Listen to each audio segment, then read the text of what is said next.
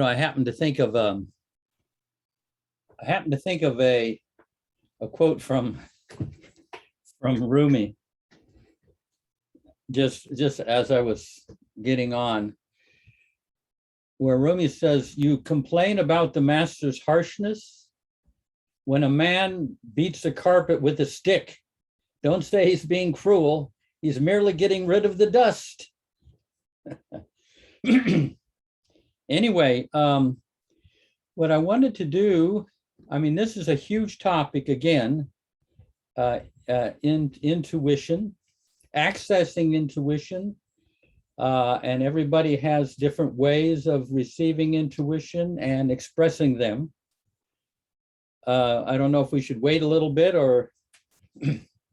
but anyway, so I'm going to kind of give you a little bit of the evolution of my receptivity, over the years to intuition.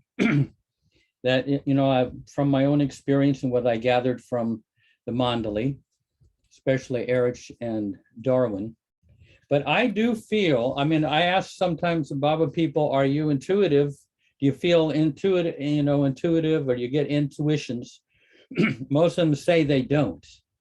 But I am, or they get them intermittently, but I'm convinced that anytime we respond to a situation with love and understanding, and it's in response to what's being called for in the situation, I feel that is being inspired by intuition. And I link up intuition with empathy. Empathy and intuition for me go together. They're kind of inseparable. And now the quote that we had, if I can remember it, is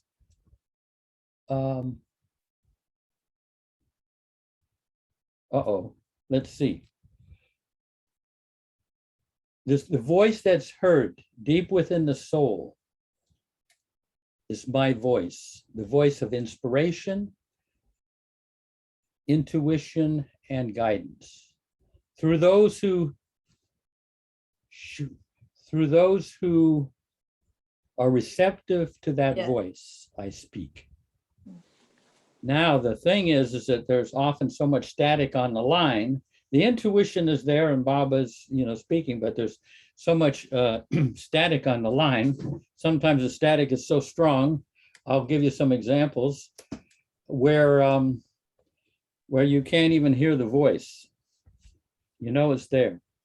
But one of the things that Baba said is that intuition is always 100% correct. And when I first read that, I was thrilled, because we've got something on our premises that actually knows a little bit, knows what to do, how to be. And that, now the challenge has been, I'm sure for you too, my challenge has been how to access intuition and how to separate intuition from mental and emotional projections. Intuition sees things clearly and objectively. And of course, the mind, with the ego backing it, wants you to kind of believe other things. But anyway, and also I do feel like that the intuition is always present, but it's a matter of unveiling it. Just like we say, on an overcast day, we just say the sun isn't there.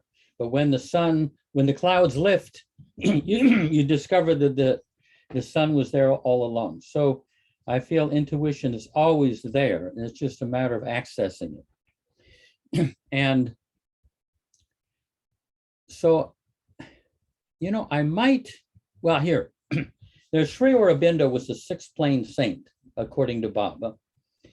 And he gave this analogy about the difference between, the movement from intuition to illumination. And he gives a figure of somebody that's going across a countryside on a moonlit night, on a moonless night, pitch black, and he's stumbling and everything, has a kind of a general direction to go, but he's stumbling along, and suddenly there's a flash of lightning. And that flash of lightning illuminates the path for a little bit, so he moves quickly, but then he's in darkness again. He's stumbling along, and then another flash, he can move kind of more, securely along, but then it goes dark again. But when those flashes of lightning are become frequent enough, you can begin to see the countryside. And that's when intuition is moving into illumination. So I'm saying that because the opening up to intuition is very, very gradual. So I'm going to tell you kind of my dealing with intuition, and I hope that you can relate to it. When I grew up, I had a very idyllic childhood. So I lived most of my life in my heart, my childhood. But then I went off to college in New York City, and the college is kind of up in I was up in my head with the theories and ideas and beliefs, and the standards of good and bad and right and wrong. And so when an intuition would come, it was kind of easy to kind of shoot it down or ignore it, because my thoughts and my theories and everything were too strong. So one time I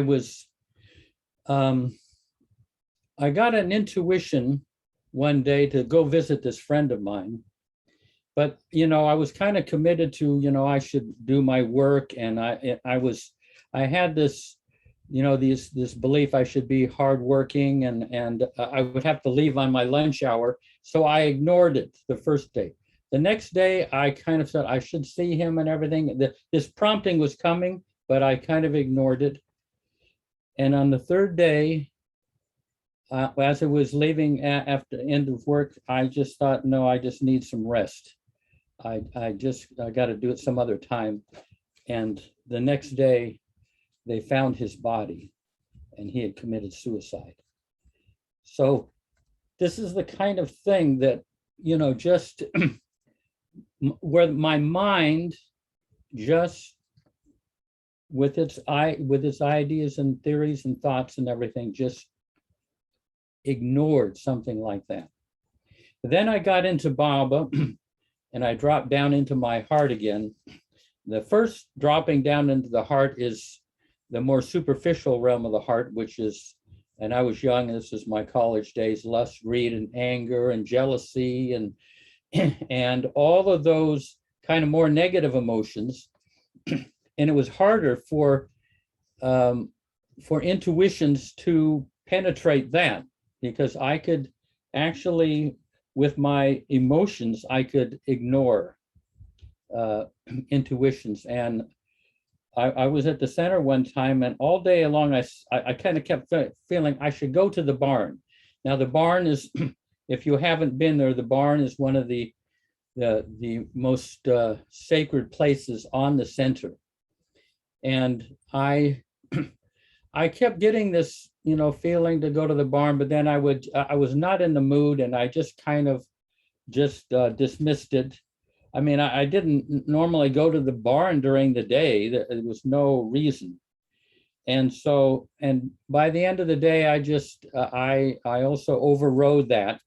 And then later on that evening, I heard that a couple of teenagers had gone into the barn, totally destroyed it, broke all the windows, bashed all the furniture to the tune of about $200,000. And it took a year to repair it, put it back in with, and all the places, the glass that was there when Baba was there, all that was lost. So much was lost in that. But that's where, like I say, where my beliefs and my emotions overrode the intuition. But then eventually Baba moved my heart closer, moved me from the superficial heart to the deeper heart. Oh, I wanted to mention that the trajectory we take, one way of viewing it is we go from head to heart, the superficial heart to the deeper heart, and then from the deeper heart to the heart of hearts. The heart of hearts, or the soul, that's where Baba is, and that's where divine love is. It's at the core of us. And I wanted to read these, because that love is divided into, is made up of divine qualities in the heart of hearts. So I'm going to read those. It's funny, I forgot to. These are some, there are many, many divine qualities in the heart of hearts, but these are some of the ones. Gratitude, generosity, humor, empathy, compassion, patience, honesty, courage, joy, spontaneity, forgiveness, creativity, purity. Those are, just among many of them, and they are there in a latent form. And so as Baba moved me over to the deeper part of my heart, those qualities would kind of percolate into me at most deeply. And this is my way of viewing it, is that intuition is at the borderline between the heart of hearts and our deeper heart. And the Japanese have an expression to be able to read the air, to be able to kind of pick up the mood or the vibrations of a situation and then respond accordingly. And so I feel like the intuition sees the situation, and then it gives a green light to certain divine qualities that come through to meet that situation, what's being called for in that situation. For example, I'll be on the center, and sometimes in the winter there might be just one kid on the center, and I could see that he wanted someone to play with him, So my intuition tells me that, and playfulness comes through, spontaneity comes through, the fun-loving side from the heart of hearts comes in. And so we go off in the golf cart and we have a good time, Or I might see a friend that, comes on the center, and he seems so different and not quite himself. And I kind of go over and I find out that he's going through a very painful divorce, And so the qualities come forward to meet that, of patience, of empathy, of maybe even forgiveness. And so that all comes just naturally. It's not like some intuition is over here that says so. It just flows through. And you can, there are a lot of different situations that, like very often I run into, this is a more uncomfortable one, where there's a boss that's kind of controlling and a little bit hurtful, and what's being called for is to speak truth to power. So then the intuition kind of sends through courage to meet the situation, honesty, maybe humor, and everything. So to meet that situation. So that's why I feel like the Baba lovers have a lot more intuition than they realize, but it gets so lost. But I think of someone like the Mandali, say Erich, they kind of embodied intuition. Erich would be in Mandalay Hall, and he would say to somebody there next to him, "Sir, are you married?" And he'd say, "Well, no, I was married, but my wife died 2 months ago." So already he is at a very deep level with him, and then Erich has the love that responds to that. But he's already at a very deep level, and I'm sure he didn't have like the intuition that said that. It's just happened very naturally, and he connects at a deep level. So anyway, I'm just doing that. That's the kind of start out. That's a kind of a context that I see the evolution of intuition in myself. But so I'm going to open it up to anybody that wants to venture into. You don't have to answer that. I just kind of gave you my take on things. But anybody that wants to share, okay, good. We got. Oh yeah. I'm going to have Jaisimha. Why don't you? You know the lineup or order. Yeah, Dyan. Yeah. Dyan and Terri. Okay, I'm going to speak and then Terry.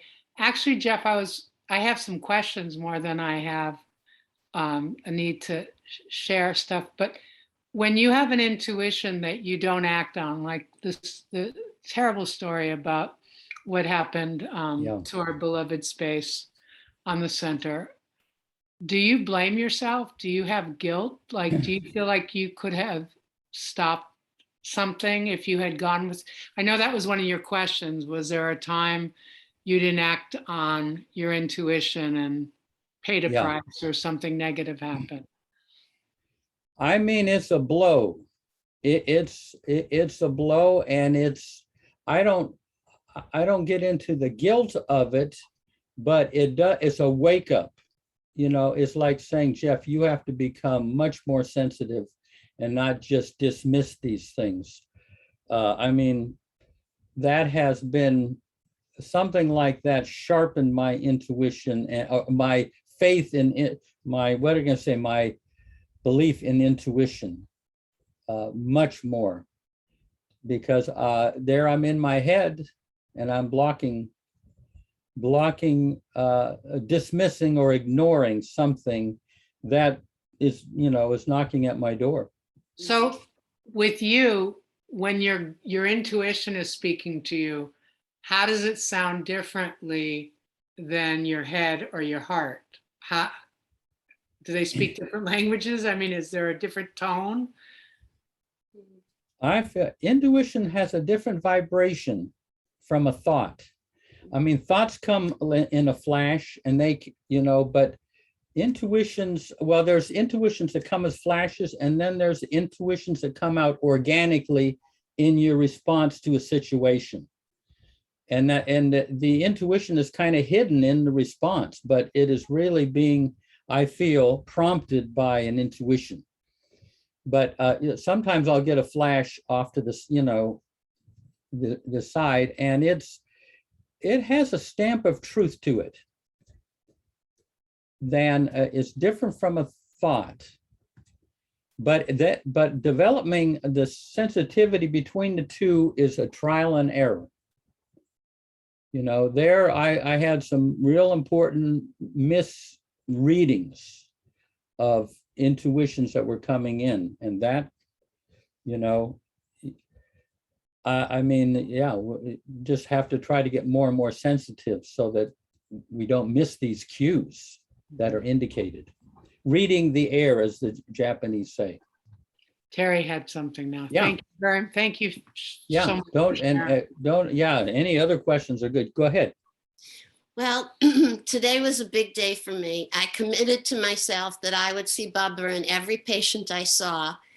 And Bubba sent me the most amazing array of patients today, from old to young, to men, to women, to one man he's a little crazy, but he's crazy, like very intelligent. And so when he uses language and he doesn't get understood, he gets frustrated. And, and so we talked about it. And I said, a lot of people aren't going to get you. And it's really okay. You can keep going the way you're going and be frustrated, or you can maybe you have to come down a level or two. And we laughed together, and it was an amazing day. And then intuition. So our child had a very big exam today that gives her the beginning of her licensure to be a social worker, and a licensed social worker. She's already a social worker.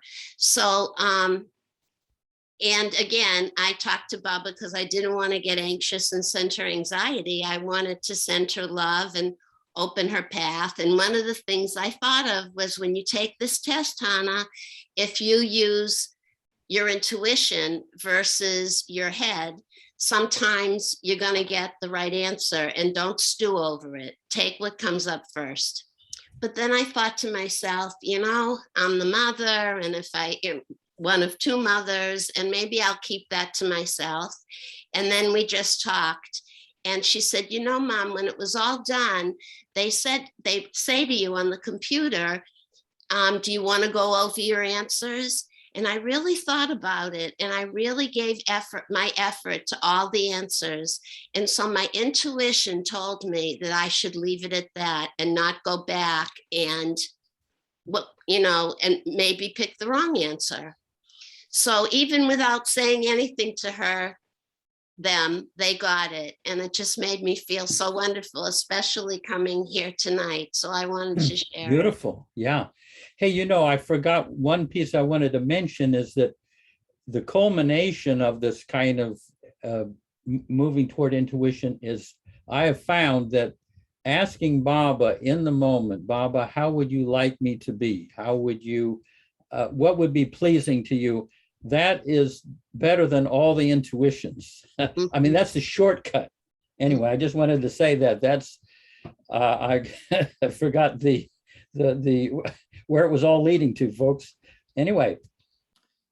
Actually, ever since I entered the spiritual realm, which was back in '68, even though I wasn't conscious of it at the time, I've relied more and more on my intuition. So I get these orders or suggestions. I always know that it's Baba over my shoulder talking to me. And sometimes I'll wake up in the morning and think, I have got to do this particular thing.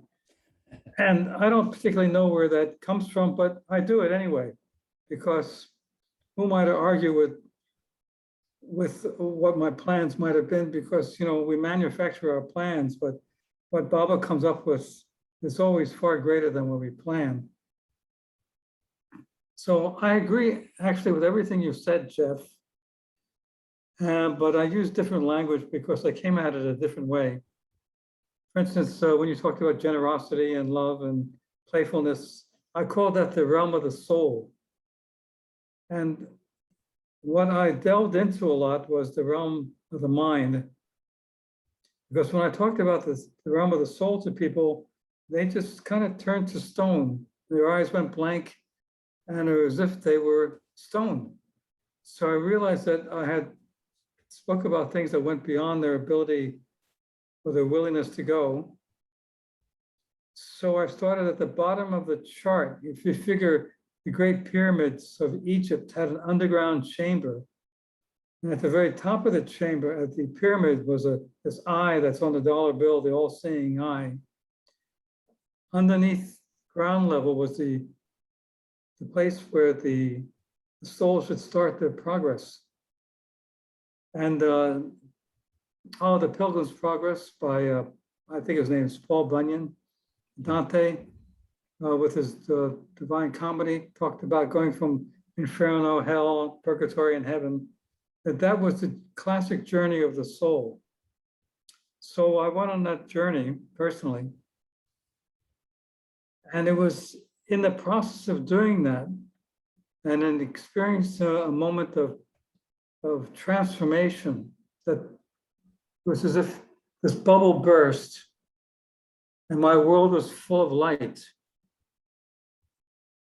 And even though I couldn't contain the light, I had this golden sphere next to me on my beloved boat, where I've talked about it quite often. And I created a verse of poetry, and I've been trying to write poetry, but I can never get past the first verse. The rest of the stuff that I wrote sounded so stilted. But this verse I loved, but all I can remember of that verse was the word quietude. And the amazing thing about that word is that the U-D-A-U-G-E ending means state of being. So gratitude, or mastery and servitude. These are about states of being. They're not being of service or being grateful. It means being, all of you is full of gratitude. And here this is quietude, which meant the state of being silent. And in that silence, all sorts of things could happen. You're just watching them, just flowing with the movement, feeling like a leaf in a stream of water that was full of other leaves, all flowing towards the ocean, the ocean of oneness. There was this feeling of community and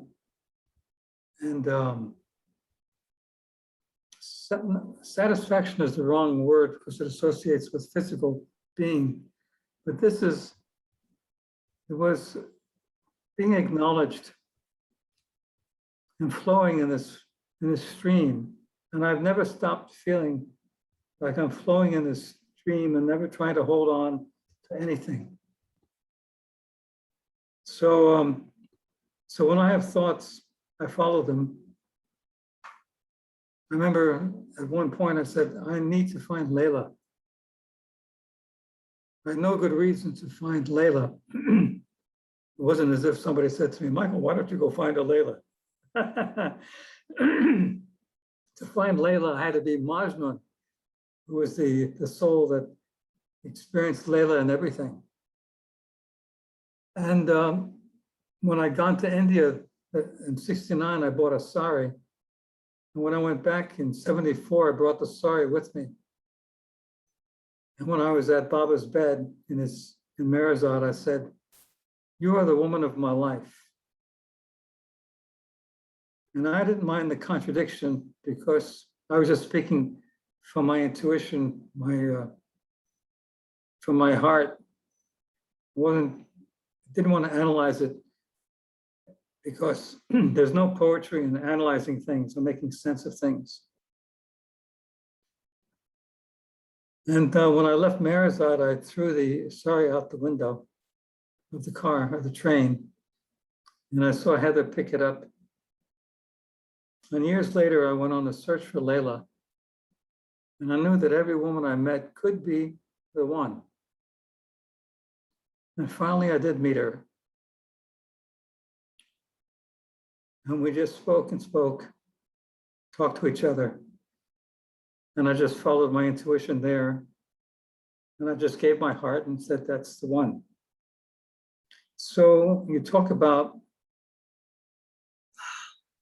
as a mental process, it's where the mind is not fused, but in harmony with the heart. And it flows. If I need an image of a sunset, my mind says, oh, here's one. It provides me with an image of a sunset. It's like my dog. We've got this cutest little dog that wants to please. And tell her to sit, she sits. And her tail wags. What else do you want me to do? And it's so charming that it's an inspiration to be like my dog, be like a child. So I don't know if I've answered any questions or given you any insights. Just it's how I view everything. And it doesn't make sense, a lot of the stuff that I do or say, and I don't even know why I say it. But I want to get it out first. And then later on, if I have to apologize for it, I will. But that brings to mind another thing that it's worth really relating, and you should know this before getting involved in the heart, is that Ralph Brown recounted, he's from Marana near Yosemite, one of the centers, and he was working with correspondence with Erich. And a woman somebody wrote to Erich saying, how would you summarize your life with Baba in one word? And Erich said, I can't do it with one word, but I can do it with two words. Humiliation and embarrassment. So if you were to live with humiliation and embarrassment, then follow your intuition. Because sometimes you will screw up and it'll be a mess. And you just say, well, Baba wants me to have a mess and own up to it and just keep on going. And not to be afraid of failure, because there's no starting a project without failure. And I deal with that every day when I do woodworking. So that's my wisdom for the evening.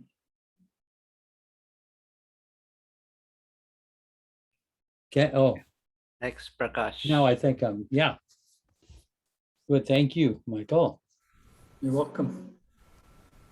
Jai Baba. Beautiful, Michael. Yeah, adding to what you just said, to me, intuition and art are so intertwined. It's just unbelievable. But here is something I thought I'll quickly share. I happened to come across an article by Phyllis Frederick, and she talks about some thoughts on inner guidance. And I thought I'll just read that instead of my sharing in my own words. So here is what she says. So often Baba told us by his illimitable hand gestures, or perhaps in treasured letter or cable, remember, I am always with you. So, and then further, there's a lot more, but I'm not going to read all of it. And then she talks about intuition, this guidance that we get, and she says, some feel it as an actual presence, touch, glance, even image. Others feel it as an overwhelming sense of love. Some get hints by way of things happen around them, to them, for them, showing the Master's love and care. A few actually see or hear him. Some contact him in significant dreams. Some feel his love coming to them from others, or they feel it in the way their own heart sprouts love. Many times it happens in communion, in groups. Did not Baba, like Jesus, say that where two or more are gathered together, there he would be? His sahwas is a give and take of love, and love flows always from heart to heart. I found this very, very, very useful, because this guidance from the being of all beings, Baba can come in various ways to us. It doesn't have to be when I'm just sitting alone and my mind is still and something suddenly, some awakening comes to me. It can be, it's happening in Zoom. Many of us feel that, we hear something from somebody and suddenly that touches something within us. Like Jeff said, I feel intuition is so related to empathy. To me, empathy is some sort of feeling that is so deep, so deep. It's just unbelievable. So this feeling that you get, which is obviously not a thought attached to feeling, basically, is what I think is intuition, and that can come from various angles. You may get somebody, you're driving on the road, somebody sitting next to you will say, oh, let's go that side and have an ice cream. And then you'll find out, had you not done that, you would have been crushed between several cars. That is help, Baba's guidance, the inner guidance coming through others, just like how Phyllis said. So this intuition to me happens in so many ways. It's just unbelievable. And in my own way, I think, whenever you feel or say that I'm touched, that's intuition. It's just something has been awakened in you to believe that what you heard or saw or somebody said and whatnot is so pure in its, in its essence. So that to me would be intuition as well. And in my life, I think I accept things as they happen many a time, not all the time, many a time. And I think That and knowing, I mean, I always think use one of the wishes that Baba has, think it as my, I mean, what do you call, Baba has placed me in this situation. So it's sort of his will. And I take it like that. To me, that is in itself some sort of intuition Baba gives to accept things as they happen. And that is his guidance to us, his guidance to us. So, and to me, I see that as something very intuitive. I don't know if it is the right word here, but at least in my life, that's what I think. And the other one is, you know, I remember this quote, anything done with love has perfect results. So whenever you do things with love, you will have that guidance, whether it comes, sprouts within you, or there is somebody coming and telling you, do this way. I mean, you know, some sort of help will come. And that again, his guidance, that intuition working its way through you to get things done the way they should be done, because you're doing it with love. So, and one other example I thought I'll give is, you know, you go on the road, and then again, the same example of getting involved in an accident had you not done something. That is because it's his compassion again working, his love working, because you still have 30 more years to spend to get rid of all your samskaras. So he says, okay, this is your guidance through somebody else. I mean, will prompt you and say, oh, turn this way. And you do it automatically. So that's again his guidance. So it has so many ways it can really work through us and help us out. So, I mean, all driven by love. That's and I actually should say this because I talked to Nosh about this. We had a meeting, every Tuesday we have a meeting. And in that meeting, I asked Nosh to tell me, to talk to us about intuition. And he mentioned several types of them. And I just thought I'll just list them. I mean, I'm not going to talk about them because I don't want to take too much time. He talks about intuitive conviction. Because you love Baba, you have that conviction. That is, he says, is, I don't think I'm saying it right the way he probably would have said in a much better fashion, but one of the words he said is intuitive conviction. And then there is intuitive wisdom, which is a result of lifetimes of experience that you go through, all failure, success, this and that, and then all that information is distilled and stays in your psyche to help you whenever you need. And thirdly, he said intuitive understanding. This is something that you really feel, I mean, within you. This intuition helps you and you understand it. It's basically a function of mind and heart, where they both are balanced, and your intuition will translate itself into some sort of understanding of what it is. And then you would be able to communicate that to others and help others. And that's the intuitive understanding. And those are the things I just thought I'd quickly share. Yeah, Jai Baba. Jai Baba. Yeah, Prakash, all, just a second, am I, yeah. No, that was all beautifully, you covered a lot, very, very vividly. No, there's nothing personal I can narrate, but, you know, just accepting things as they happen and knowing that it is Baba's will, according to his, one of the wishes, is in itself the greatest intuition you can ever go with. You know, that's what I thought. Jai Baba. Yeah, there's Baba's line, take it as a blessing or take it as a test. Whatever happens, happens for the best. Okay, Meher.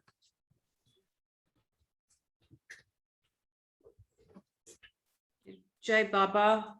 I was some time back, I had like literally gone into a depression, and I was talking to a friend of mine, how do I get it out? And I was talking, and she said, talk to Baba. And I was talking a lot to Baba, and I didn't know how to react to whatever he was trying to say. So somebody had given me a book on conversation with God, In Your Silence Speak. And I read it. And of course, I'm reading it yet. I haven't finished the whole book.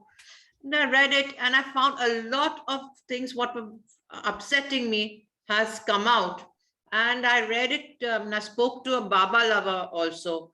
And she was trying to, this thing, neglect it. Oh, what are you reading? This is not such a good thing you're doing.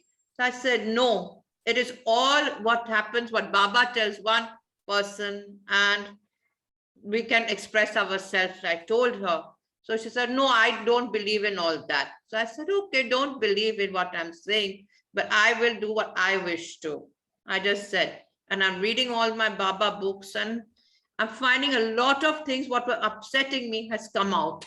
I really feel very happy with Baba.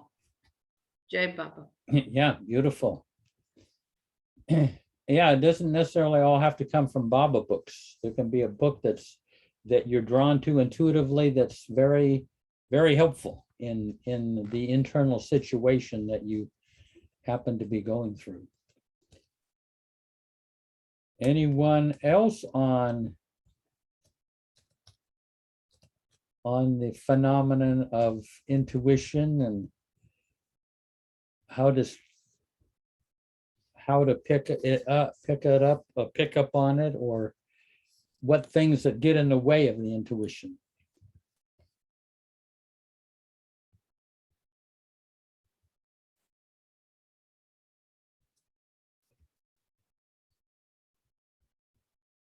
Marian usually has some interesting things over there in Manhattan. Thank you. Thank you, Jeff, for mentioning that. This is such a personal and yet universal topic. I don't know where to begin. I know from experience what my tendencies are that clog up my channels for intuition and listening.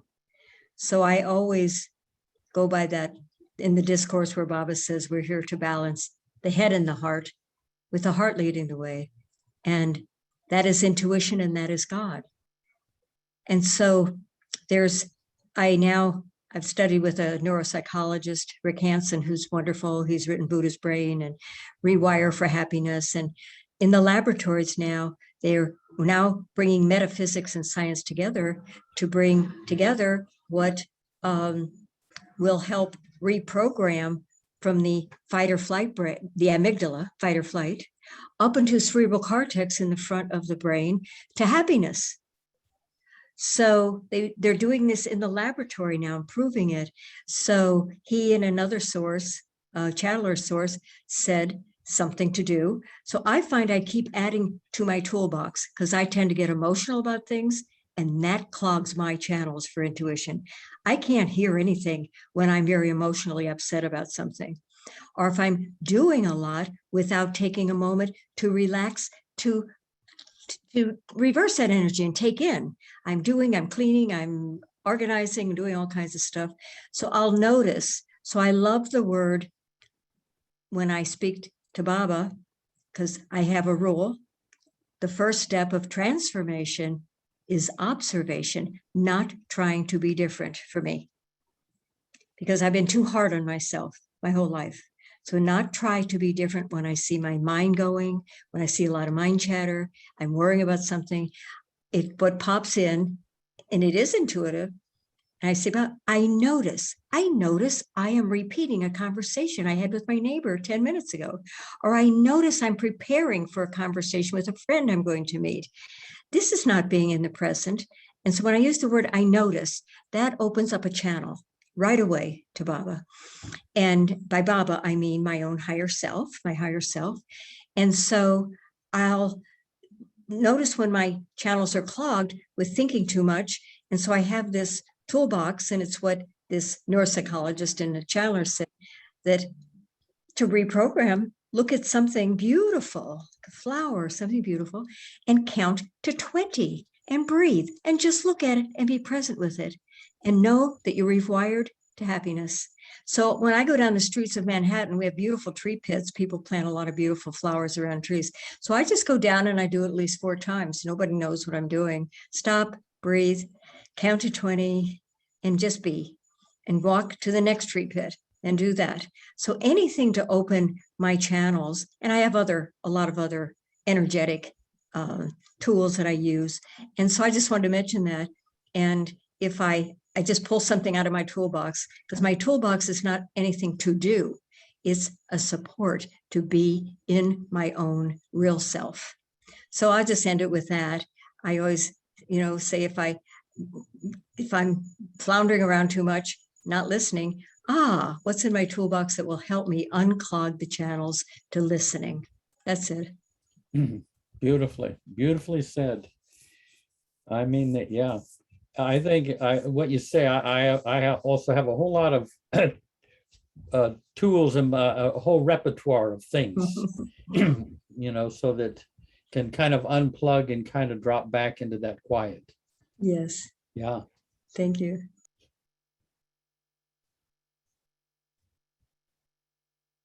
Intuition is hard to talk about. I mean, it's different from talking about emotional experience or, your own, because it's kind of comes over the top of experience.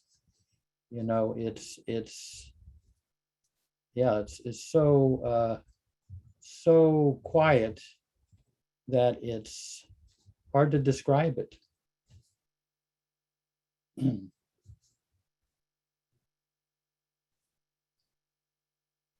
Michael has his hand up. Well, I'm thinking about when you're in love, for instance, and you're looking at your beloved, and you know that she's, it's morning time and she likes drinking her emergency. That's a drink, little hot thing that I put together for her every morning. And that her mind is thinking about something else. And it's just in a flicker of the eye or whatever. And I know what she's thinking about. And I know that's intuition, but it's so natural, I don't think about it. I said, aha, it's intuition. It's more like natural.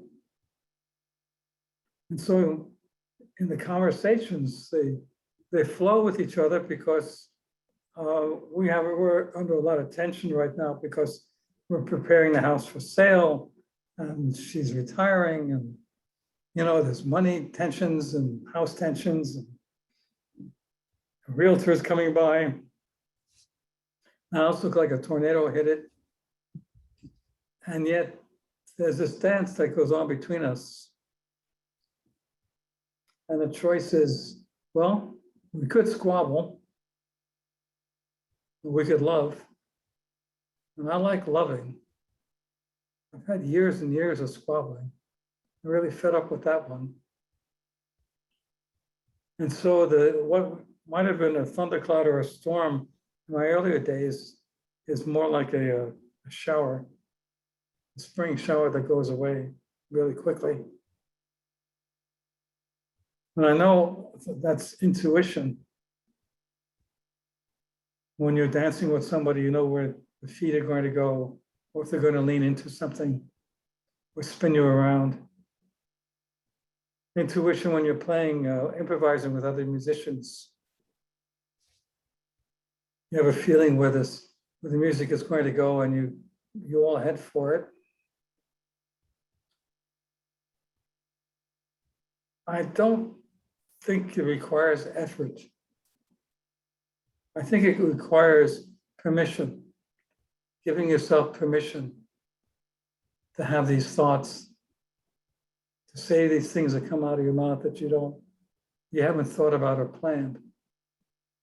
Like that fellow that came in the middle of the night. And as I opened the door, I said to him, and I've said this before, are you looking for God? And for the life of me, I do not know why I said that. But it was perfect at the time. because they were If I looking hadn't- for God. They came to Myrtle Beach because they felt that they'd find out about God in Myrtle Beach. No, they were trying to find a center. Oh, find the center on top of that. Okay. And they ended up intuitively on my door. You know, I was in North Myrtle Beach and Crescent Beach. And it was like 10 o'clock at night. And he looked so lost, like this wild look about him, you know. And it just reminded me of somebody who was looking for God. So it's, I was thinking of Baba on the boat in Lake, Como Lake, I think it is, in Switzerland. I think Kitty was with him, and this is a story that she related. And there was a Como, that's the name of the lake. And there was a fellow sitting across away from them who kept on tapping with his cane and looking at Baba. And Baba explained to Kitty that this was one of his agents who was on the 4th plane, and he wants me to take him to the 5th plane. He used to get tired of the 4th plane. And I was thinking about, well, if I was that agent and I was unconscious of myself as an agent, what would I tell my wife? Oh, I think I'm going to go out for a walk tonight. More of the day. Look, it's really nice. Maybe I'll go for a boat ride. And intuitively goes to the boat, picks the very boat that the avatar is in, and taps his cane. He says, I don't know why I was tapping the cane. I guess I was nervous. So his version of it would not be the one that Baba knew to be the truth. And I believe that we're all under this self-illusions, our own self-delusions about who we are, what we say, explanations that we have for what we do. Like we spend our lives rationalizing things that we say or do that make no sense. But we do that anyway. We'll talk to other people who have similar ones, and we think it's normal. So it's a great mystery. It's as if, I mean, I love mystery stories, and I know Baba loved them. And it's like we're looking for clues. And we put the clues together to see who did what in the conservatory. If you've ever played the game Clue, you'll know what I mean. So, another random thought. Yeah. Yeah, I wonder if, Joshua, you got anything that about any thoughts or questions about intuition? I'll try and intuit a question. It's interesting. I think a lot of it comes up for me on self-reflecting. You know, a lot of it leads to, instead of asking somebody else, what would this think? You know, I have to try and figure it out myself. And I've had intuitions in the past. It's how to cultivate them. That's, for me, is really key. It's for me, it's a juggling dancing act. You know, it's difficult. It's difficult to cultivate intuition. But, you know, I think just being as Baba-aligned as possible, and you know, maybe being grateful, I think, is a good way for me to cultivate my intuition. Yeah, as you said, Jeff. Yeah, and you know, it's not just, doesn't just apply to our outer life, but our internal life. You know, using our intuition to see what we should do or what would be meaningful, or being able to kind of look into ourselves and with our intuition, and be able to drop certain, you know, realize, oh, I really need to work on this particular thing, or I need to let go of that, or I need to forgive that person, whatever, you know, that it's not only it's subjective as well as out into the objective world. Yeah. We got a couple more hands there. Martha. Martha was. Yes, hi. Um, Well, I don't ever remember not having intuition, but I'd never thought about intuition. So I don't know about that, except that I've always, that's always helped me a great deal. And then when my relationship with when Bob kind of nabbed me, then my intuition even became stronger because I had Baba to ask. But all of that stuff that Prakash said was very, very rich. And it just came and went so fast. And I was wondering, Prakash, are you awake? I wonder, Prakash, if that thing about that Narshwan said about intuitive conviction, intuitive wisdom, and intuitive understanding. Could you tell me how he prefaced that before he presented it? And can you give us any other pearls of wisdom around that? Because it seems like intuitive conviction, wisdom, and understanding to my brain and heart is a lot easier to identify with. But I really don't know how Narshawan presented it. Well, I mean, I wish I can remember everything, but Jaisimha was there in that meeting, so he might throw in. Well, what did you take away from it? Well, I mean, to me, he went off like this: intuitive conviction. He says just the fact that we are all in this meeting, that, you know, he mentioned Adi, obviously, Adi K. Rani, talking about conviction all the time. And he says the fact that we are here together talking about Baba is an example of, is a sign of conviction that we all have. And then that leads you to be intuitively, you know, convinced about presence of Baba and his divinity. And nobody needs to tell you this is what it is regarding Baba. You within feel that you know, that sense of conviction you develop on your own. And that's what he said about that. And the wisdom. Okay, before you go on, that's very well said. I didn't have the words to express it, but you expressed it beautifully. That's exactly what I was thinking. I didn't try to have intuition or try to have conviction ever. I never thought of those things. But then I look at my life now, and then underneath everything, there is a conviction that my life living with Baba is just there. I didn't have to learn it. I didn't have to be convinced, but Baba, through the years, I guess, has given me intuitive conviction. That's true. Yeah, that's what I remember him saying. Yeah, I mean, and then the wisdom? The wisdom part is pretty, I think is amply clear, because, you know, we learn through all the difficulties that we go through, all the joys we go through, and then we have this thing called death, and then there is this the panoramic view of life that you go through, and all that experience will get distilled in a sort of wisdom that it'll be stored in your mind, according to what I gather.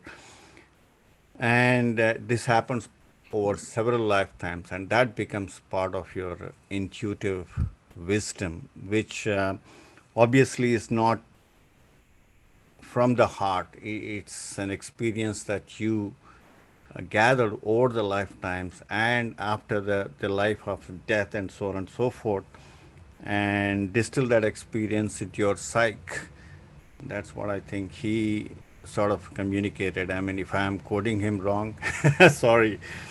And lastly, which I like, the intuitive understanding also is something you feel something within you. I mean, like we are all talking about, that Baba has spoken to you in some way or indicated to you through others and through various things that happen, but you feel so convinced internally and it doesn't have to have any explanation, but then your mind will brood over it, discriminate on that, and come to an understanding as to why this sort of thing happened to you and why this realization, this awakening happened to you.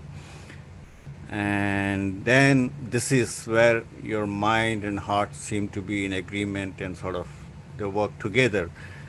And he says that state will help you now to communicate that intuition or whatever feeling that you had and be able to help others,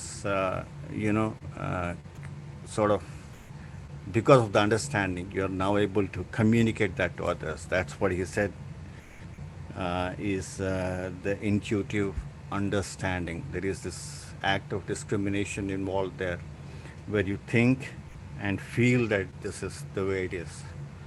That sort of thing. Yeah. Really beautiful. Thank you. That Yeah.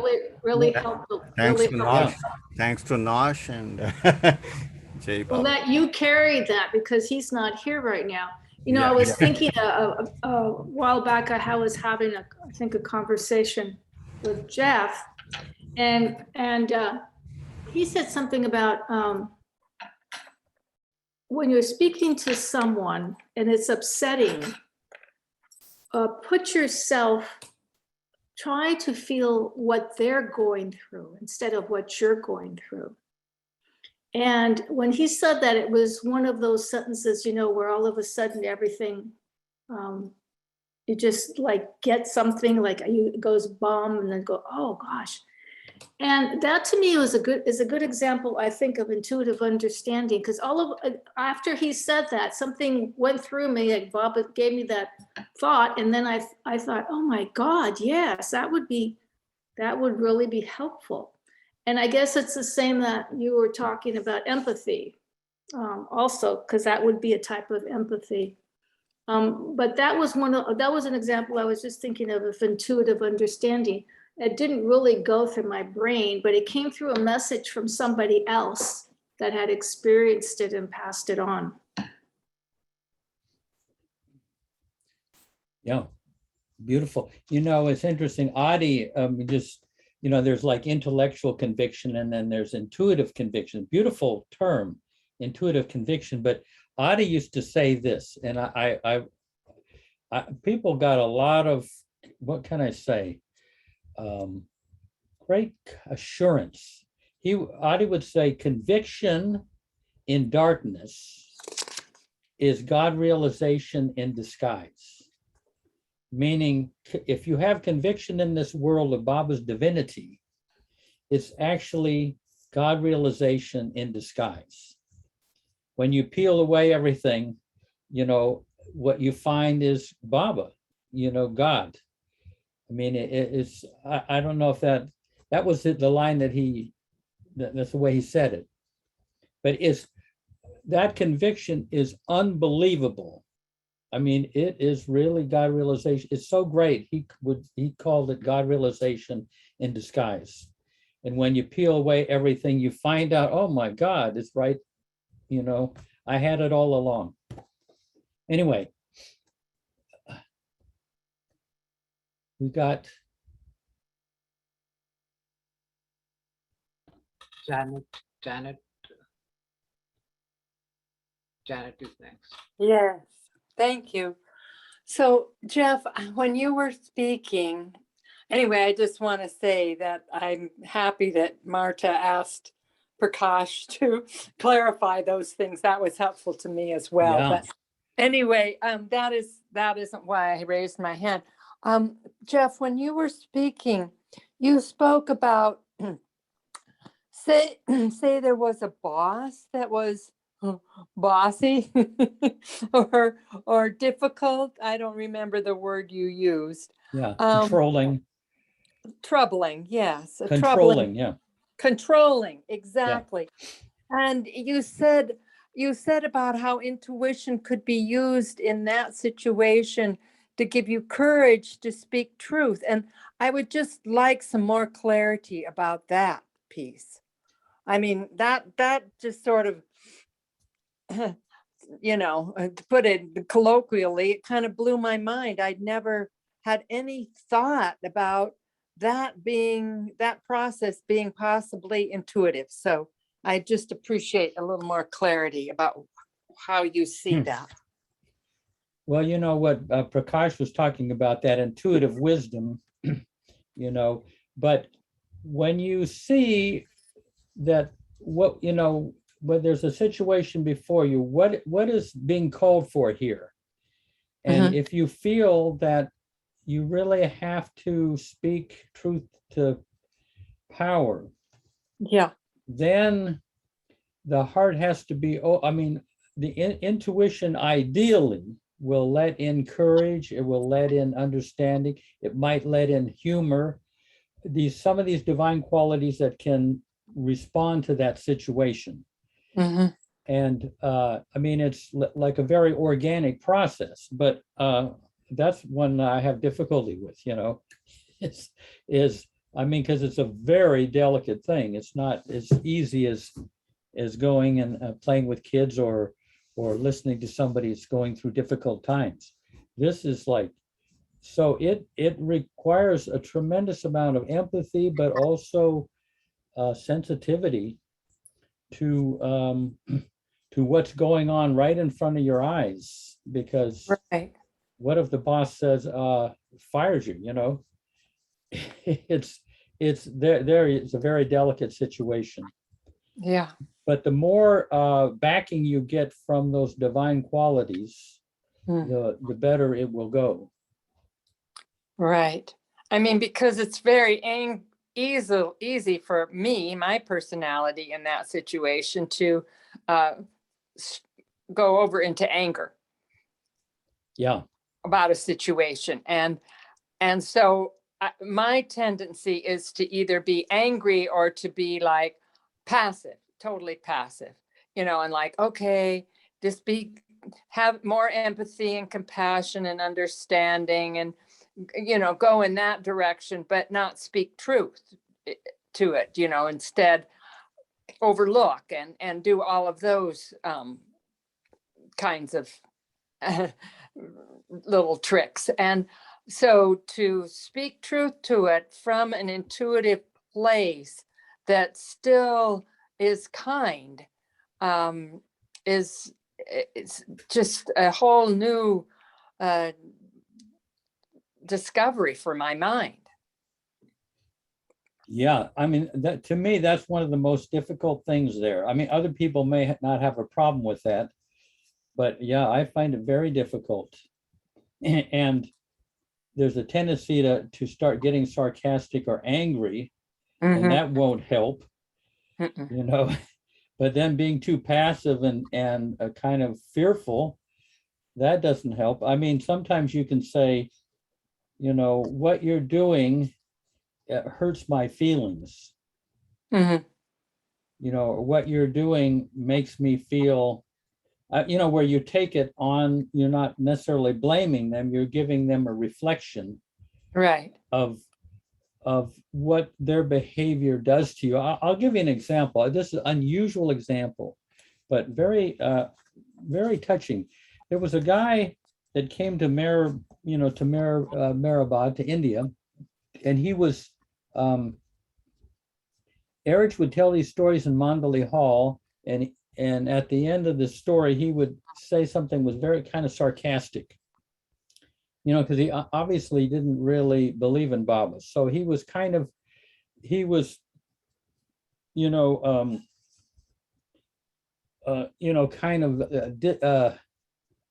he was just disagreeing with the interpretation that Erich was giving. You know, Erich was giving a loving interpretation, and he'd come up with these just kind of sarcastic remarks at the end. And this went on for a couple of weeks, and the Westerners are about ready to strangle this guy, you know, like, hey, if you don't like the stories, then don't come in here, you know. I mean, it was really hard to just, and so, but this went on for a couple of weeks. And then one day, Erich told a touching story about Baba. And this guy came up with his usual kind of skepticism and sarcasm in a kind of veiled way. And Erich looked over at him on the other side of the room and said, "Your remarks frighten me. Your remarks frighten me." And he actually got a mirror. I mean, we would have said, "Your remarks pissed me off." Erich said, "Your remarks frighten me." And he never did anything like that again. He got a real mirror of, of the effect that what sarcasm has on the heart. I mean, no, I'm just saying that, sometimes I would, witness Erich with responses that were not even in my toolbox, weren't even in my vocabulary. But that's why I say speaking truth to power, boy, that is, if you can figure out a way to do that, let me know. But what he did is he gave a reflection of how he was being made to feel, and he wasn't blaming this guy, but he was just, saying this is how those kind of remarks affect the heart. And but I don't know, that you might just kind of get might think of that type of approach. I don't mean that I mean just a different kind of approach, where you kind of say, what you're doing, I feel hurt by that. That's very hard to say, I feel hurt by the way you're treating me. And like I say, you risk your job too, depending on how how arrogant your boss is. Anyway, I don't know if that helps, but anyone else can add to that. It does help. Thank you, Jeff. And I think that just opening up the door to Baba, allowing intuition to come into the situation that's in my head, in my life. To allowing and seeing what emerges. And that is in itself an opening for intuition to arrive. And that's kind of an exciting thought. Yeah, and people, when they're faced with a situation like that, they pray to Baba. I mean, the night before or whatever, they're coming in with as much Baba as they can to that situation. Oh yeah. Hoping that an intuition will come that is a way of conveying that without creating a mess, But anyway. Thank you, Jeff.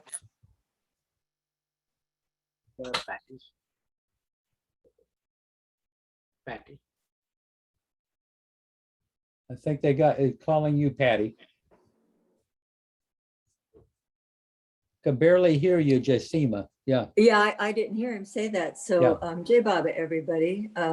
Fascinating topic.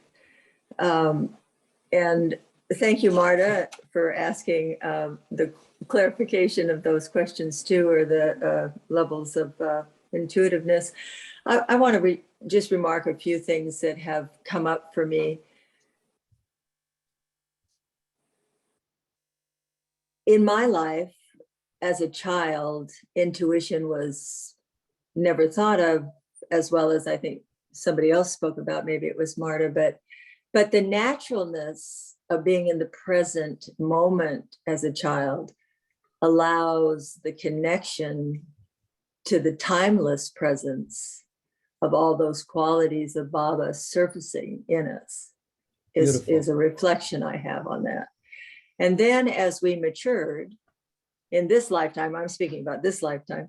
And then as I matured, things were conditioned out of me. So I lost a bit of connection to the guidance that was always ever present. And then as awareness of Meher Baba came when I was 19, then the mind and the heart were redirected to the beloved. Not that I would have called him the beloved at that point. But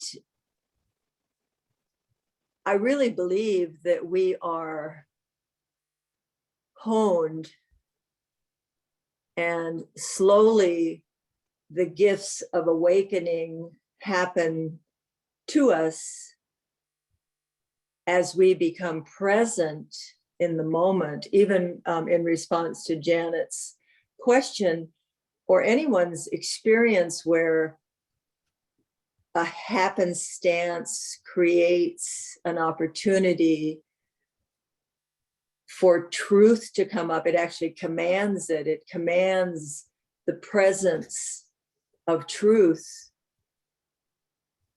smelling the air, smelling the frequency, having that opening of Mayor Baba is responding 100% to all of humanity, and that response being divine is wholly from love. So if we could tap, stop, breathe, whatever tool bag we have, to stay in that, however difficult that moment is, to have that be where we do access the truthfulness, the compassion, the courage to say that hurt my heart. Just, I mean, the example that you gave, Jeff, of Eric, how many times have we sat and watched, many of us here, any of the Mandali stay so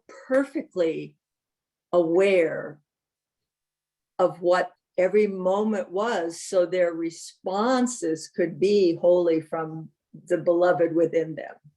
And intuition to me is that capacity to breathe the moments that are presented, and to stay awake and not to go to sleep, and to focus on whatever capacity, you know, the 3 bridges that Don Stephen did on intuition, and all these different things that we have been given through our Baba community.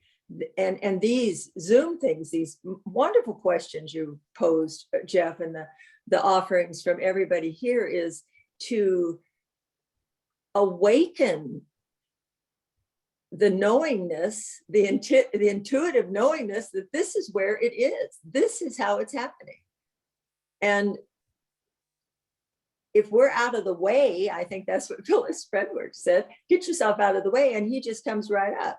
So the process is being curious, being aware, and doing these kind of focusing, heart focusing, but it filters up through our mind. There was a couple other things. Let's see, just intuitive conviction, wisdom. And I think all the intuitive conviction, we all have that about Mayor Baba. And we didn't, I mean, I didn't think I'd study it. Now I'm convicted. I have this conviction about Baba. I just know he is who he says he is now. And I believe all of us are here pretty much on that same premise, that is a conviction, an intuitive conviction that is active and very alive in our lives. And the wisdom that comes with that from being around his Mandali and hearing these things and seeking this kind of awareness. Okay, I'm going on too long. Jai Baba. Yeah, no, beautiful, beautifully said. Yeah, Jai Baba. Yeah, the conviction, I think, is like hand delivered. Yeah, it's hand delivered. I mean, we did not create it. He's giving it all to us, but it's in his own time. I really believe it is. And Yeah. And we can just be like little puppy dogs. The little puppy that wags its tail. What else do you want me to do, God? You know, Yeah. that's it. You know, that's the gift. Jai Baba, everybody. Yeah, Jai Baba. Hey, let's go with Marcia first, because this is her first time. Yeah. Well, I wasn't going to talk about this, but a long time ago when I was real young, I used to have a reoccurring nightmare that I would be not supposed to look at a clock, you know, and that if I did, a big giant would come in and blah, blah, blah. And I kept having that dream, and I made myself stop dreaming for a while because I could try, I didn't want to have that dream. But Hey, wait, Marcia, 1 second. Okay. Can you turn your thing up a little louder? I'm a little hard to hear you. I don't know if I'm on my laptop, so I'm not exactly clear. anybody else having a little trouble hearing? Here, let me click on. Yes. Yeah. Yes, it's low. Marcia, maybe you can move a little closer to the laptop. I'm using my laptop instead. Can you hear me now? Good, Oh, good. very good. Very Okay, good. I used to have this dream and I tried to wake up, and it was about, part of it was about time, and also part of it was like, just, it was like a nightmare that kept coming. And anyway, in this lifetime, since after I retired, I've been battling with being on time. And I remember in the dream that I wasn't supposed to look at a clock that was under the bed, and I looked at it and then was like, Anyway, now today, talking about time, I was trying to get out of the house because I had an appointment. And last week, I couldn't get the appointment because I was late. So I was disappointed, but I got a second chance. They called me up and I was real careful. And I'm being mindful, why am I late? And then my mind said, well, go take care of water the plants, go do this and go do that. And I said to my mind, no, you can't do that. You have to, because Baba's big thing is about time, So I realized that if I start watching my mind, how, Maya kind of grabs you, but you have to really focus on what you're supposed to be doing and be wholehearted, because we were talking about wholeheartedness. And I realize a lot of times I can be doing 12 things at once, and I need to focus on doing one thing at a time. So like you said, with packing your suitcase in this life, I have to wrestle with this being on time because I don't want to come back and be late again. So it's just kind of like a funny thing, So anyway, good luck. Struggle. Just as long as when we see Baba, we get off the mute button, press the mute button. And okay. Michael. Well, this time I didn't mute. So I was thinking about Erich's response to that man. And what I've noticed about Erich is that he was never defensive. And obviously when this man said what he did, even though he felt afraid, he didn't feel like attacking the man. If you ever examine your own feelings, what just before you get angry, you experience fear. And the anger is a defensive mechanism. It's like, oh, let's get the armor on, artillery, beat off what's making us afraid. So Erich just got in touch with his feelings, with the fear, and he disclosed them. He wasn't worried about what other people thought, whether somebody would think he was weak. I mean, we have all these opinions surrounding how, the way we express ourselves. So a lot of times we don't express ourselves freely because we're so worried about how it's going to be taken. But he just was so honest with the man, and he didn't go into that next phase, which most people do unconsciously.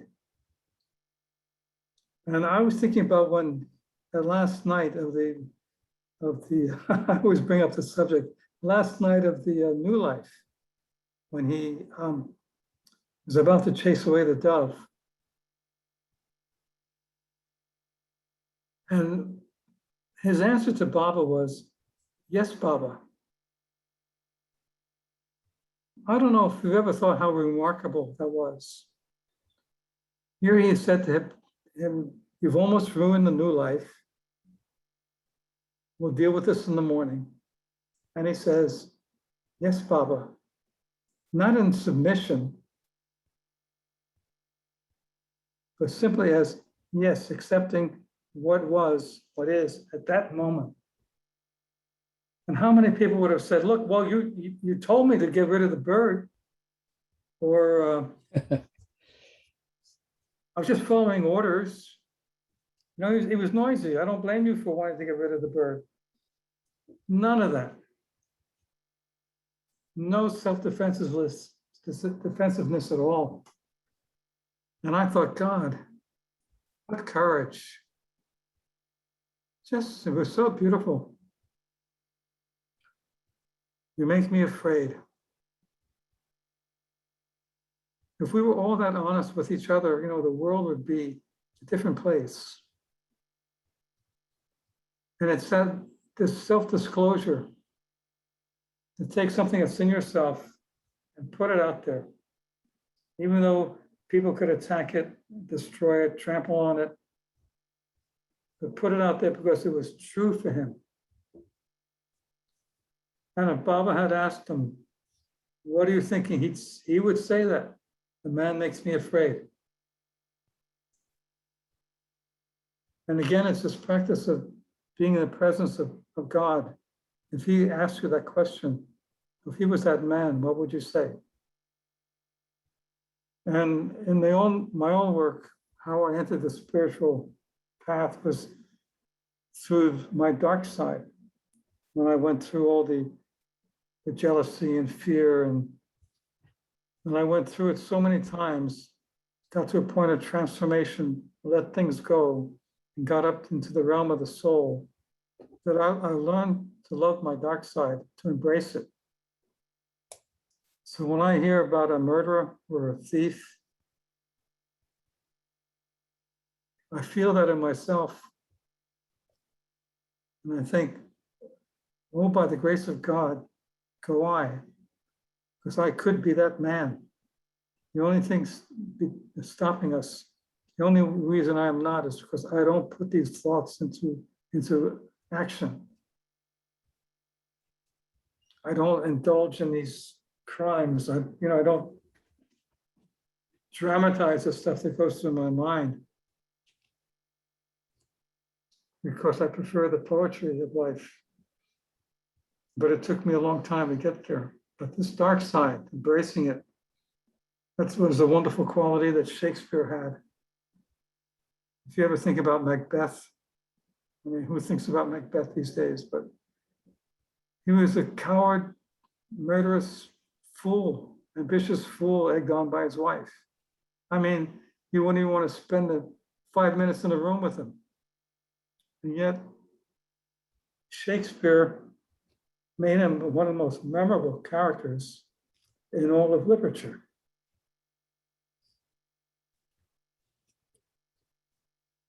Hey, we got Adrian. I just to let, are you in I'm going to get back to Michael, but if you're up for singing a song, it would be, to end this, it would be lovely. But anyway, go ahead, Michael. I wanted to catch your Oh no, I'd rather hear Adrian than myself. Am I going to echo? I'm echoing. Alan, turn your volume. Ah! One Is it better now? time. No, Alan. No, it's nothing.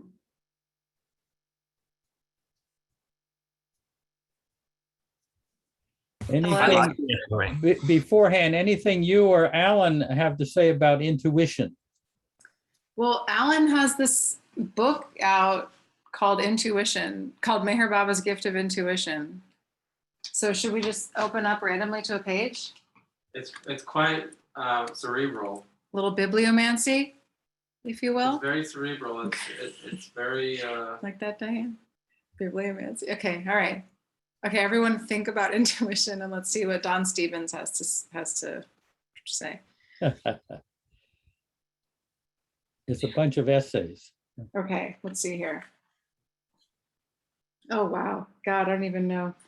In Meher Baba's last message on the alphabet board in 1954, he was already preparing the way for a new manner of inner guidance by which his presence would be felt and help made possible, regardless of his physical absence. Baba maintained that external contact was no longer necessary. What is more, he said that internal links, in addition, must be established among the devotees themselves. The time has come now for being bound in the chain of internal connections. I have severed external contact. This will enable all persons to realize truth by being bound to each other with internal links. Cannot be overstressed that internal links with companions is certainly not the only way to God. It also often occurs that a Baba devotee will choose a way with Baba alone. There are many rivers leading to the one sea. Yeah. The beautiful thing about that last message that Baba gave in the alphabet board is he said we would be held together by internal links, not just with Baba, but with each other. So this is our network, our support system for the next 700 years. Can you Each read other. it again? You want me to read it? Sorry. I'll close Close the Please book. open it up She to a won't be new able to one. find it.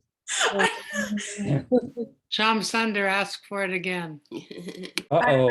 I'm sorry. Oh man, I You have to just read the flipped whole book. You have to ask your intuitions. You won't be able to hear it. Have while Alan's looking for it, go over to the piano. Alan, find it. Yeah, I'll look for it there. You're not Yeah. gonna find it. And I'll Adrian, find it. I got go over to pretty the good- piano Do I have and to go to the computer?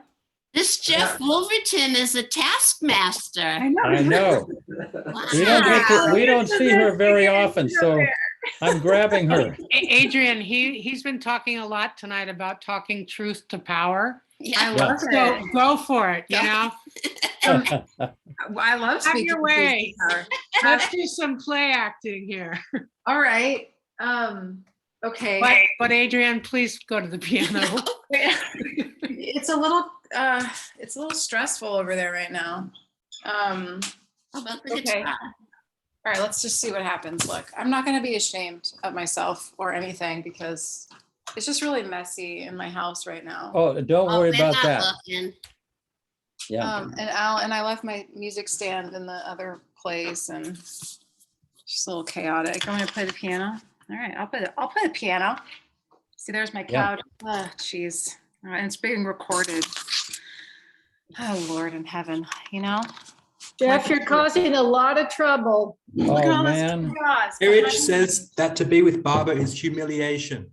Yeah. So this is your spiritual advancement, Adrian. Thank you, Sasha. I appreciate your clear communication about this issue that I'm facing. You just get to eat spaghetti, though. Do you know what I'm saying? I felt intuitively that she should sing. What did Baba say about sarcasm? It's not good, right? I don't think That's so. what I try to tell my mom. The It jury's hurts the still heart. out. All right, here's a song that Alan and I have been working on together. There's like his shoes. Okay. Sometimes I get messy, and that's just. Well, we're taking a collection. We'll send a maid over there. Oh my God! Yeah. Please. Okay, I'm gonna sing the song. Okay, so this is based on these lines written by the poet Kabir were given by Meher Baba to Mehra to memorize when she first entered the ashram at the age of 17 in 1924. Mehra later taught them to Baba's sister Mani. Can't hear you. You can't hear me? No. A little bit louder, yeah. I'm turning it up. Can you hear me better? Yeah. You can turn your volume up all the way, and then I turned myself up. Okay. I plugged it in, original sound. Oh, I forgot to change the settings. Okay, can you hear me? Yeah, you're good. It's me. Okay. Once and for all, make the resolve that everything is God's and nothing is mine. Let that be your resolve. In me, there is nothing of mine. Whatever there is yours. Having made over to you what is yours, what concern have I with any of it? Okay. Yeah. So it's very new. Oh, that's all right.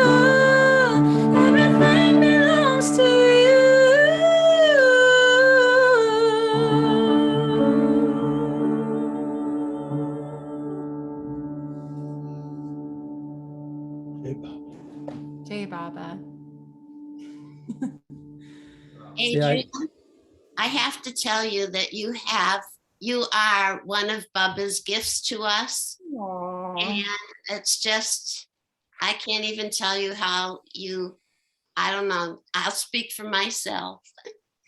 That you changed my life. In the car, I have you singing, and it's just really amazing to love the person that's singing the songs that you need to hear. It's a Thanks. total gift. So special. I appreciate Ditto. that. Thank you. Thank Sorry you, that I Adrian. interrupted. Just your just spontaneity, just to sing, just like that. That's Well, I'm sorry that I interrupted Michael, but I'm grateful that I was able to sing for all of you and to yeah, be received. So yeah. Well, lovingly. once you flash on the screen, you're a sitting duck. Nice. That's good. Yeah. I mean, it's fun to crash a party, and just No, we're coming down to the end. So this was the, getting us in the mood to to wind surrender this it down. all. With that? Was it getting you in the mood to, once and for all, make the resolve that nothing is mine and Yeah. everything is his? I don't know, Jeff. Does that mean that she's going to sing Surrender now? No, because You didn't walk right into that that? was so good. Let's just leave you wanting more. Yeah. Yeah. Leave them hungry. That's the item. Hey, so at the end here, any like remarks anything that occurs to you? Well, thank you, Jeff, Jai Baba, all. I have so enjoyed all the offerings that people have shared tonight. And I just want to say, this is one subject that has intrigued me for a long time. And it just, thinking about what I might share tonight, the first thing that comes to mind is that I think as children, we are most open to intuition. So naturally, it just flows and without, you even realizing it. Because I think children are closest to the unconscious or to God, correct? So in my own life, I was just thinking the very first time I met Baba, that's exactly what happened. I mean, I had no idea of how things would be or where he would be seated or how I just unconsciously or intuitively knew that I would follow this certain path and go these few steps and then turn around and there would be Baba. How did I know that as a child? But that was pure intuition. It just flowed naturally. But then as we grow older, as Patty mentioned and as Marian mentioned, our channels start to get blocked. And that's because of reason coming into play and logic and all kinds of, as we grow older, and then we come into this machine age, which we are in right now, the Kali Yuga. And all that interferes with our spontaneous connection, if you will, to the unconscious and to accessing that intuition. But then Baba brings us back to that awareness. And that's what his advent in this time was all about. And as he says, I'll just end with this quote of his, where Baba says, "Avataric periods are like the springtide of creation. They bring a new release of power, a new awakening of consciousness, a new experience of life, not merely for a few, but for all. Qualities of energy and awareness, which had been used and enjoyed by only a few advanced souls, are made available for all humanity. Life as a whole is stepped up to a higher level of consciousness, is geared to a new rate of energy. The transition from sensation to reason was one such step. The transition from reason to intuition will be another." And he has come to lead us to that, hasn't he? So Beautiful. And with that, Jai Baba. Let's have a few moments. Well, Michael, we'll just have a few moments of silence. You've got something. Oh, can't hear you. Every time. Okay, how's that? So this has to do with what Adrian said. I just want you to know you didn't interrupt me. You complimented what I had to say. And it was a better finish than I could have come up with. Beautiful. Thank you. Let's have a few moments of silence.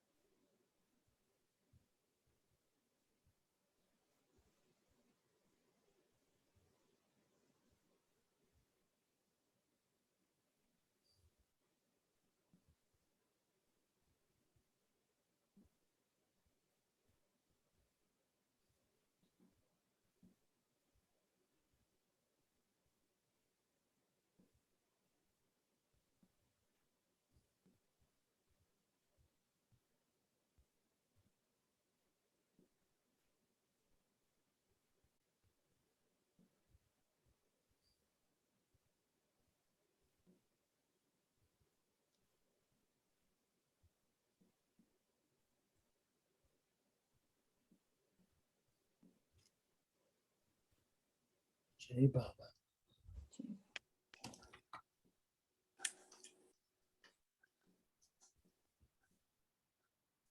Well, everyone spoke so beautifully about intuition. Wow. Yeah, it was wonderful to hear. And I like that what Patty and Goers said, when we're children, some of these things were so Natural. so spontaneous and easy, and Yes. then the mind gets activated, the emotional world gets activated, but Bob is taking us back. That's the beautiful Yes, thing. that's right. So, Yeah. Thanks, Jeff. Jai Baba. Yeah. Thank you. Thank you. Thank you, Bye, all. everybody. Thank you, We'll everyone. see. Right on. Anybody have any ideas for the next time? Don't hesitate to let me know. And that maybe if Adrian comes back time, we'll get her to surrender her independence by singing "Surrender" for us. Aw, love Yeah. you, Jeff. Thanks for Yeah, being wonderful. you're very so beautiful and touching. Well, I just feel so much better. So thank you. I was feeling sad, but you just are the best. So Yeah. and everyone here is just so awesome, and we're all really lucky to have you kind of being our, hangout. You're like the master of the hangout. Yeah, let's hang out. This is the refectory. Yeah. Without shy. Virtual refactory. Oh, well, we Yeah. got to get Oh, Nasreen. Nasreen. Okay. Nasreen, you have to say the final words. Okay. Avatar. Bye. Hey, Baba Baba. ki jai. Jai. Avatar. Bye. Baba Baba ki jai. Hey. Avatar, Meher Baba Baba ki ki jai. jai. Hey. Hey, hey, beautiful. Thank you. Thank you. Good night, everyone. Thank you. Thank you, Jeff. Thank you, everyone. Thank you, everyone. Jai Baba. Jai Jai Baba. Baba. Jai Baba.